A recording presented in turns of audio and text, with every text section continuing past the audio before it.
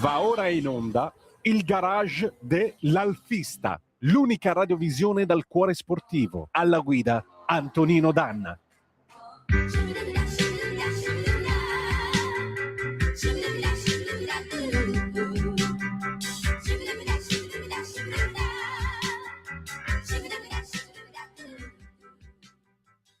Buongiorno, a voi la linea. Grazie Natalia, amiche e amici miei, ma non dall'avventura, buongiorno, siete sulle magiche onde di Radio Libertà, questo è il garage dell'Alfista, io sono Antonino Danna, questa è la puntata di oggi, sabato 11 di luglio dell'anno del Signore 2026. Cominciamo la nostra trasmissione, vi ricordo, date il sangue, in ospedale serve sempre, salverete vite umane, chi salva una vita umana salva il mondo intero, secondo appello radiolibertà.net, fesso chi non lo legge, perché vi perdete un bellissimo giornale online dove ci sono liberamente il direttore responsabile Giovanni Sallusti, gli Autodafè di Giulio Cainarca, la rassegna stampa di Semivarin, videopillole e molto altro ancora. 340-670-9659 se volete dire la vostra attraverso la Zap o il WhatsApp, oppure 0292947222 se volete telefonarci. Chi c'è con noi? Come sempre l'immensa Giovanna Scaglione al telefono, buongiorno. Buongiorno Antonino, mi permetta di chiamarlo Antonino come sempre. Immensa per le dimensioni sì. No, non umanamente immensa. Che è tutta bellina, no? Secca, che può mettersi qualunque cosa. Sono veramente immensa, nel senso che insomma, quindi grazie, perché so che lei l'ha detto con affetto, il fatto immensa nel senso umano, che certo. Sono la figlia di babbo, di mio padre. Comunque considero anche la sottoscritta immensa, ma in un senso buono. In fin dei conti, il mondo è fatto di magri, beati loro, di cicciottelli e di immensi. Cerchiamo di volerci bene lo stesso. Ma sì, Antonino, e grazie. poi, prego, e poi c'è Alex Cereda, altrettanto immenso pure lui, buongiorno. Buongiorno, di mole non tanto, però un po' sono dimagrito. Bene. Io do ragione anche però io vedo nelle forme una certa simpatia, quindi associo sempre le persone dalle grandi forme o robuste come me, eccetera, a una sorta di maggiore simpatia rispetto agli altri. Non è una discriminazione, ma è solo per convenire col discorso di Giovanna. Comunque, buongiorno a te Antonino, buongiorno Giovanna, a tutti i radioascoltatori. Allora, buongiorno bella a te gente. Alessandro, e scusa, mi sono dimenticata momentaneamente e chiedo bene a tutti. Buongiorno a tutti gli ascoltatori con tutto il cuore e cerchiamo di non bollire questo caldo. Ecco che questa mi sembra un'ottima cosa. Allora perché non partiamo per un viaggio? Alex, dove ci vuoi portare? Allora, la tua idea è molto interessante perché io dico sempre agli amici, ai collezionisti, a chi possiede un'auto d'epoca, di usarla, ma di usarla ovviamente evitando le giornate troppo accaldate, perché la maggior parte delle auto d'epoca non hanno l'aria condizionata, ma di portarle con sé in vacanza. Quindi possiamo immaginare un viaggio in giro per l'Italia o all'estero utilizzando la propria Alfetta, la propria Giulia, ma qualunque mezzo di auto d'epoca per una gita campestre, per una gita al mare o per un viaggio in montagna. Ecco, questa la vedrei, con un'auto d'epoca la vedrei ancora più interessante, godere del fresco della montagna portando con sé con orgoglio la propria auto d'epoca. Io qualche piccolo viaggio l'ho fatto con la mia e devo dire che è interessante perché bisogna riscoprire come i nostri genitori, i nostri nonni viaggiavano. È come si andava in vacanza tanti anni fa, senza aria condizionata, senza certe comodità, senza cellulare, però si godeva del panorama, si scherzava in macchina, si leggeva Topolino e si godeva della familiarità, della giornata, della gioia di andare fuori. Quindi potremmo, ecco, io immaginerei un viaggio in montagna a bordo io della mia auto, voi della vostra, portando con sé il cibo come una volta, preparando i panini, portando le bibite da casa, qualche giornaletto, qualche giornale, ecco, perché no, tornare alla lettura della carta stampata. È un viaggio nel tempo che io consiglio, un po' perché sono nostalgico dei tempi andati dell'automobilismo, che erano secondo me molto più interessanti. Poi il senso del viaggio stesso. Tornavi a casa con un bagaglio di cultura incredibile, per quello che vedevi, per le emozioni che ti dava, per i luoghi dove arrivavi. Io ho tantissimi ricordi dei viaggi fatti in famiglia e darei chissà che cosa per tornare indietro a quei viaggi. E l'unico modo per simularli è prendere la propria auto d'epoca, e consiglio a tutti quanti, e intraprendere un viaggio. Il mio viaggio sarebbe in montagna, rischierei anche il mare, perché sono molto appassionato del mare, affascinato dal mare. Meraviglioso. Giovanna, lei dove vorrebbe andare? In questo momento al Polo Nord, ma insomma è un viaggio un po' troppo lungo per un'auto d'epoca. Scusatemi la battuta anche un po' stupida. Però sì, sinceramente in montagna, perché a me piace molto la montagna.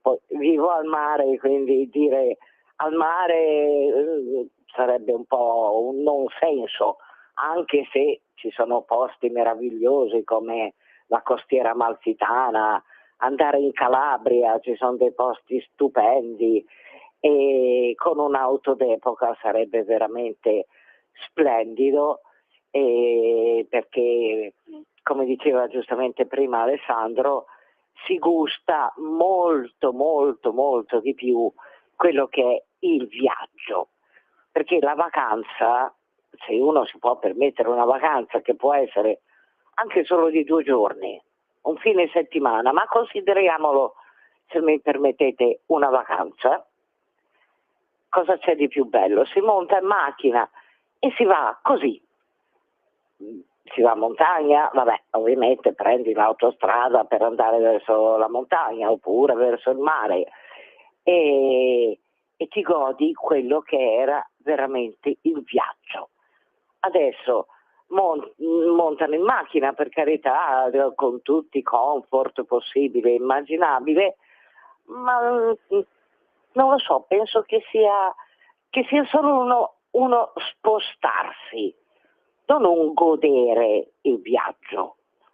Esatto, è proprio questo il punto. Natalia, buongiorno a te e buon lavoro. Tu dove vorresti andare con un'auto d'epoca?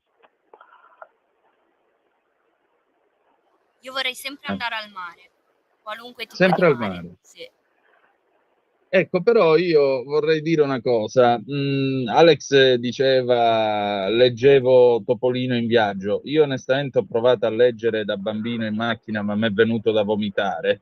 E questo è uno dei viaggi, diciamo, degli inconvenienti di quando si viaggia con i bambini, perché viaggiare con i bambini una volta era anche una vera e propria impresa, intanto perché i bambini erano molti di più, oggi le famiglie sono un figlio soltanto al massimo, e poi perché nel viaggiare con 3, magari 4 bambini c'erano tutte le esigenze, voglio l'acqua, voglio il panino, voglio la merendina, Mi scappava soprattutto, di chi, scusa se ti esatto, interrompo. ecco, quello era un altro grande classico, trova la piazzola per farla, trova il posto per farla, perché tante volte intanto a quel tempo le aree di servizio sì, avevano i servizi igienici, ma la gente si fermava più per fare benzina che per altro. L'idea dell'autogrill, come lo intendiamo noi oggi, è una cosa che si è sviluppata negli ultimi 20-30 anni, e comunque nel meridione d'Italia, per esempio, è arrivata tardi. Autogrill nel sud Italia credo ce ne sia uno a Teano e un altro forse sulla Caserta Salerno, ma nel meridione d'Italia sono tutt'al più aree di servizio. Quindi l'idea del posto dove tu ti fermi, c'è il ristorante, hai la possibilità di pranzare, eccetera, eccetera, non c'era. Quindi viaggiare significava la tirata, camminare, spesso con un caldo che la metà bastava. Difatti c'era la famosa frase: partiamo all'alba che viaggiamo col fresco. Sì, È vero o no, Alex? Sì. Io ricordo in questi viaggi si partì la mattina, non c'erano queste temperature. È No. vero, e ti confermo, essendo una persona del sud, essendo nato nel sud, in Sicilia, gli autogrill, a parte che non c'erano allora, c'erano dei distributori di benzina, ma ce ne stava uno ogni 50-60 chilometri. Sì. Quindi se ti scappava la pipì, chi guidava si fermava in una area di sosta, ti godevi il panorama campestre e lì innaffiavi le piante. Era così. Oppure vomitavi, perché a volte in base alla giornata, come stavi, e allora si prestava meno attenzione alla velocità. Io ci soffrivo un po' in auto, un po' mi distraevo leggendo quando ci riuscivo, altre volte mi ricordo che mia mamma mi teneva la testa e io purtroppo vomitavo perché chi guidava era poco attento all'incolumità della famiglia. Vabbè, di storia a parte. Però i viaggi erano quelli, si tornava la sera dopo le 6, le 7, quando il caldo era andato via, si viaggiava tra virgolette col fresco, con i finestrini aperti, nessuno si lamentava del caldo, Sì. nessuno, si viaggiava tranquilli. La cosa bella è che si ammirava il panorama. Io sapevo che a un certo punto del viaggio c'erano delle case, c'era un paese, lo indicavo sempre, imparavo a memoria i paesi che passavamo. Era un viaggio istruttivo, viaggiavi e conoscevi. Oggi sono dei robot, oggi mi fanno paura perché viaggiano con la testa abbassata sul telefonino, non si parla più in famiglia, una volta si cantavano le canzoni insieme, si raccontavano degli eventi. Il viaggio era straordinario e l'auto era il mezzo più bello, più straordinario con cui andare, perché ci portava ovunque, le auto si distinguevano, tu andavi in un parcheggio e le ammiravi tutte per il colore, per le forme. Magari tante erano uguali, ma ognuno di loro aveva una personalità. Oggi vai per strada e non capisci che auto sono, tutte uguali, eppure cambiano i marchi, insignificanti, non hanno più valore, non hanno più fascino, sono comode ma non ti portano da nessuna parte, almeno con la mente. Ma perché a quel tempo c'era anche l'arte della personalizzazione della macchina. Tu Sì. compravi una 128, generalmente il colore di cui si pigliava a quel tempo era o bianco oppure verde pisello. Verde pisello, c'era un verdone così. Cosa dovevi fare? L'antenna a frusta, la zampa di coniglio appesa al retrovisore, il cane che muoveva la testa dietro. Negli anni 70 era un must, No, soprattutto noi per sulle fortuna Fiat. non facevamo quelle cose, però si personalizzava in un altro modo, magari mi ricordo l'autoradio Stereo 8, oppure Esatto, gli dei centri scarichi. Lega, così al massimo la Giulia di famiglia la personalizzai, c'ho anche una foto con una macchinina che Giulia proprio, che era appoggiata o incollata nell'1.8 posteriore, che era la stessa Giulia, dello stesso colore, lo stesso modello di quella reale, però ognuno, come dici tu, con dei pupazzi, dei cuscini, la personalizzava e da lì capivi il carattere della famiglia. L'auto era una prosecuzione, un prolungamento della casa e descriveva chi l'aveva, la propria famiglia. La bellezza era quella. Tu come andavi da bambino in macchina? Ricordo che tuo papà, da quello che tu hai detto, aveva una bellissima Alfetta. Sì, mio padre l'aveva personalizzata mettendoci il gagliardetto dell'Inter appeso. Era interista. Mio padre era interista, sì signore, quindi sta macchina che ancora aveva nello stemma Alfa Romeo la scritta Alfa Romeo Milano col gagliardetto dell'Inter, quindi più bauscia di così si muore. E poi vabbè, lui aveva montato le trombe bitonali della Fiam, c'era questo interruttore sotto il cruscotto in posizione nascosta e quindi lui nelle gallerie della Messina-Catania arrivava a 160-170 all'ora e all'improvviso nel silenzio della galleria si sentiva e le 128 praticamente si disintegravano più che spostarsi, si disintegravano prima che arrivasse l'Alfetta, per cui Giovanna, ma un viaggio che le è rimasto nel cuore? Un viaggio che mi è rimasto nel cuore è stato un viaggio che ho fatto con Babbo e Mamma, con la sua Giulietta Sprint, quella di Babbo, e Torino-Lugano. Ah, Torino È però è stato veramente bello, perché poi Babbo amava molto la velocità, però sempre con molta attenzione, e poi quando si diceva si va a fare una giornata fuori, allora, come dicevo prima, era una cosa proprio desiderata, e non da qui a lì, no, ci si godeva ogni punto dove si passava. Quindi, oltretutto, a quei tempi non c'erano le autostrade che ci sono adesso. Sì. E se non mi ricordo male, non era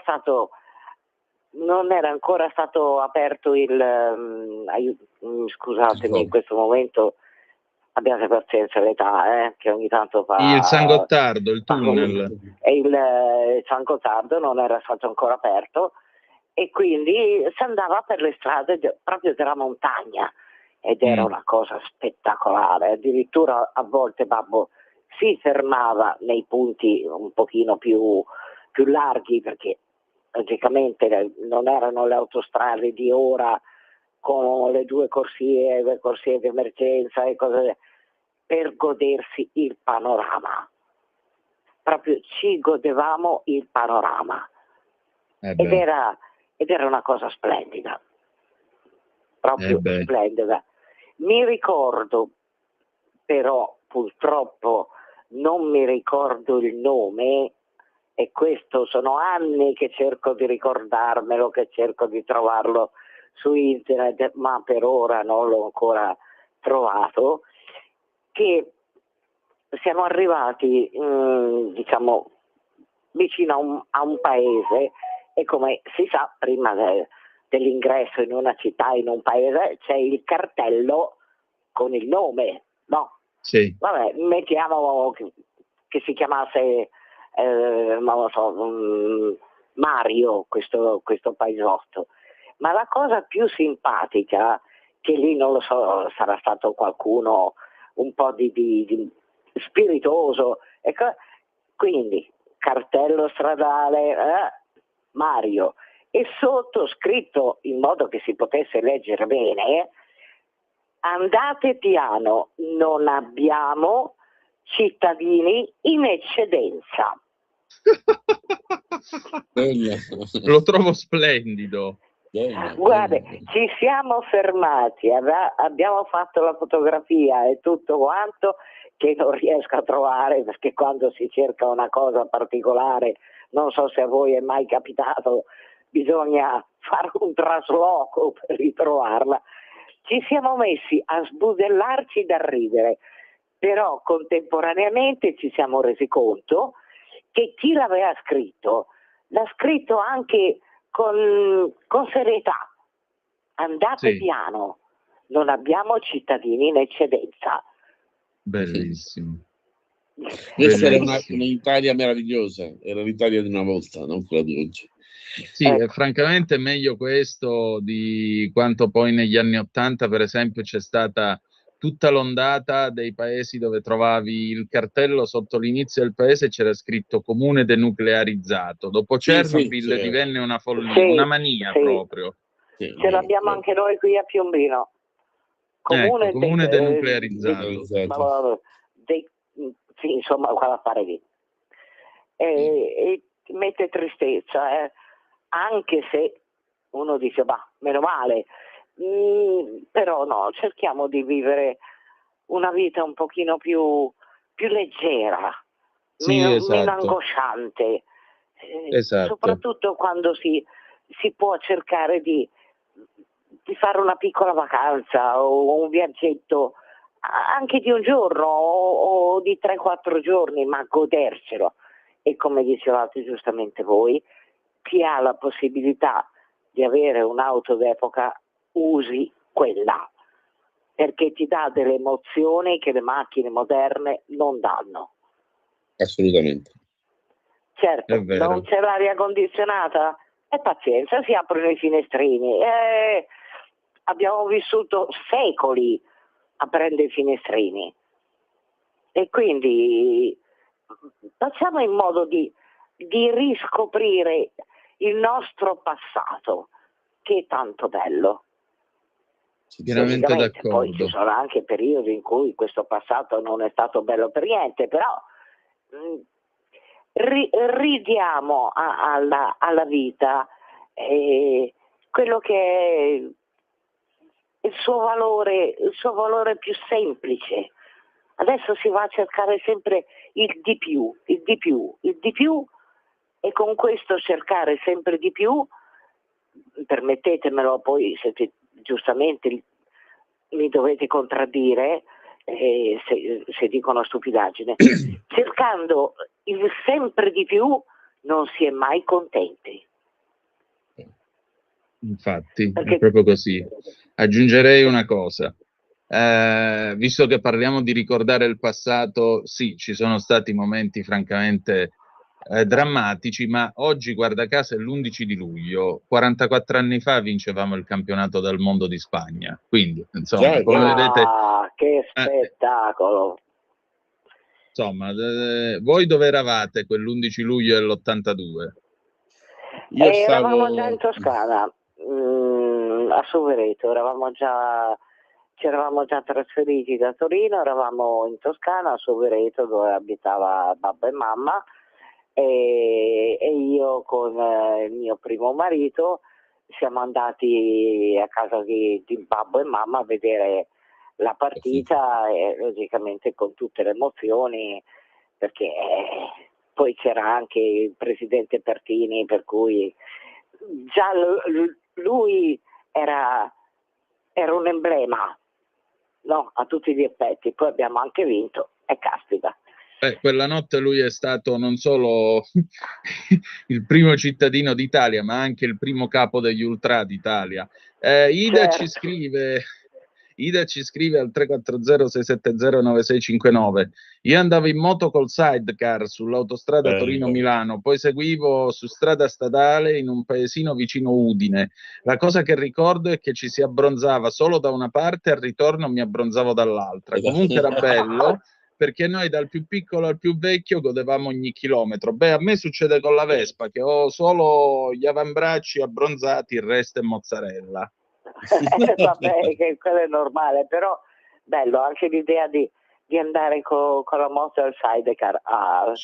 Ecco, queste sono delle cose bellissime che i giovani al giorno d'oggi probabilmente nemmeno conoscono, senza considerare che i giovani si infilano in macchina, si appiccicano al telefonino, quello che guida si spera che logicamente guardi la strada, perché però cosa c'è? C'è il display di fianco al volante, e adesso puoi sentire la musica, poi vabbè, quello anche ai nostri tempi c'era l'autoradio, però io la trovo una cosa che distrae, cioè come lo possiamo chiamare, delle macchine moderne, cioè touch screen, sì. Prendono un film, tipo, e quindi puoi chiedere la musica e vabbè, oppure addirittura se vuoi puoi infilarci un film, e ci manca che mentre guido ogni tanto butto un occhio sul display per vedere. No, la guida è la guida, basta. Esatto. Allora, io devo chiudere perché l'orologio ci ha raggiunto, però vi voglio ringraziare e al piacere di risentirci presto tra una settimana, ok? Ok. Grazie a voi per la compagnia Antonino, che mi fate e per quanto gioia mi date, perché mi fate ricordare sempre cose bellissime. E questo ci fa molto piacere. Grazie, linea Centro Ronchi e buon weekend. Buon weekend a tutti.